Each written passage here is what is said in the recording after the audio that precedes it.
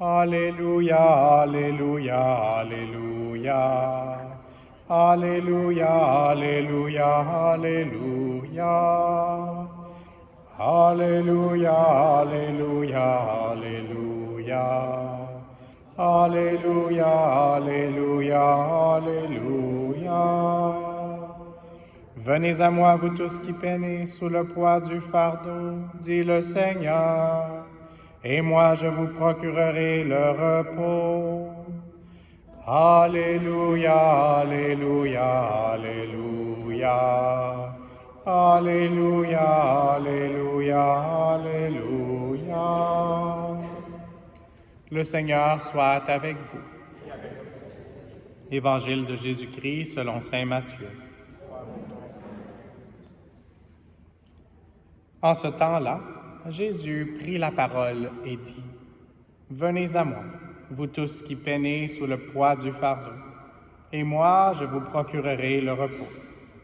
Prenez sur vous mon joug, devenez mes disciples, car je suis doux et humble de cœur, et vous trouverez le repos pour votre âme. Oui, mon joug est facile à porter, et mon fardeau léger. » Acclamons la parole de Dieu. Louange à toi, Seigneur Jésus.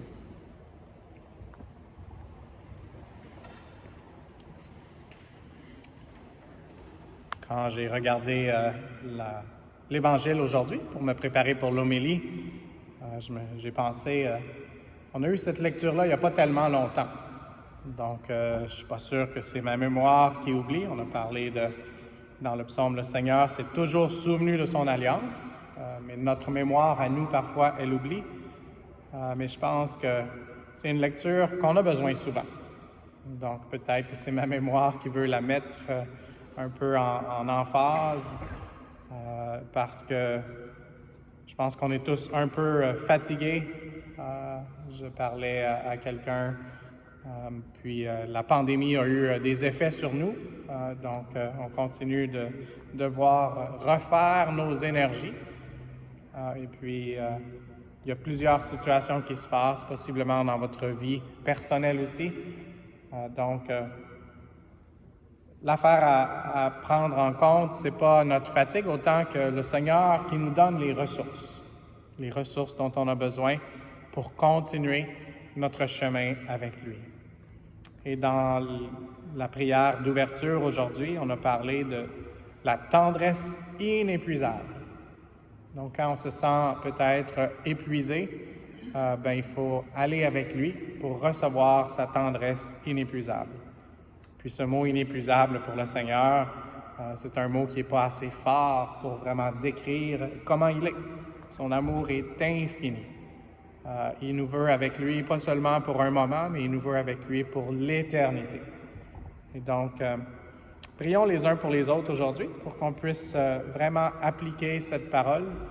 Et puis, certains de vous seront en vacances, ou peut-être qu'il y a des gens qui ne sont pas ici parce qu'ils sont en vacances. Donc, j'espère que dans leurs vacances, ils peuvent écouter ces paroles du Seigneur puis ressentir l'effet restaurateur de son regard, de son amour, de son précieux sang, de la brise légère de l'Esprit Saint qui nous envoie pour nous rafraîchir, ou peut-être du feu brûlant qu'ils ont besoin parce qu'ils se sentent un peu froids dans leur relation avec les personnes autour d'eux ou même dans leur relation avec le Seigneur. Et donc vraiment que ces paroles, venez à moi, vous tous qui peinez sous le poids du fardeau, et moi je vous procurerai le repos, soient des paroles pour eux et pour nous. Et puis peut-être qu'on peut penser d'une façon spéciale à ceux qui n'ont pas encore eu cette rencontre personnelle avec Jésus-Christ. C'est difficile à imaginer pour moi comment passer à travers toutes les épreuves que le Seigneur permet pour nous sans être connecté avec lui. Et donc, pour pouvoir accepter avec amour les sacrifices qu'il nous invite à faire, notre fondateur, le Père Bob, disait de ne pas essayer de trouver la croix, mais que la croix va nous trouver. Et je pense que dans notre vie, c'est tout un peu une situation. Mais en même temps, le Seigneur nous fait la promesse que si on trouve qu'on a une croix qui est lourde à porter, il nous dit « Prenez sur vous mon joug, devenez mes disciples, car je suis doux et humble de cœur, et vous trouverez le repos pour votre âme. Et donc, on veut que notre âme repose en paix pour l'éternité, mais même ici sur la terre, notre façon de pouvoir continuer, c'est de nous connecter avec lui par la prière. Et puis, juste une mention dans la première lecture de Moïse. Donc, cet épisode qu'on a entendu aujourd'hui était dans un temps spécifique, dans le temps où les corvées étaient les pires environ pour le peuple d'Israël. Donc, eux aussi se sentaient épuisés. Mais Moïse avait fait la rencontre du Seigneur. À quel endroit, à quel moment, dans quelles circonstances? Par le buisson. Et comment il était ce buisson? C'est quoi le titre qu'on donne? Le buisson ardent. Ce buisson qui brûlait, mais sans se consumer. Et la seule façon dont nous aussi, on peut ne pas, comme on dit en anglais, burn out, c'est de nous connecter avec ce feu restaurateur, ce feu réparateur, ce feu brûlant, cette énergie renouvelable du Seigneur. Donc, prions avec Maman Marie, elle qui méditait les paroles et les événements dans sa propre vie, avec la vie de Jésus. Prions pour son intercession, pour qu'on puisse nous aussi méditer et approfondir les événements de notre vie et les mettre en lien avec le Seigneur, lui qui veut nous donner ce qui était promis aujourd'hui à Moïse, la terre promise, un pays ruisselant de lait et de miel.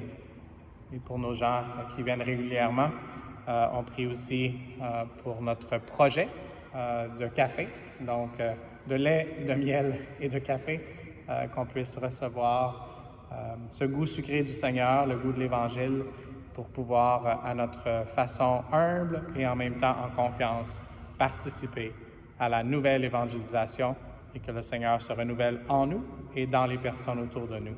Amen.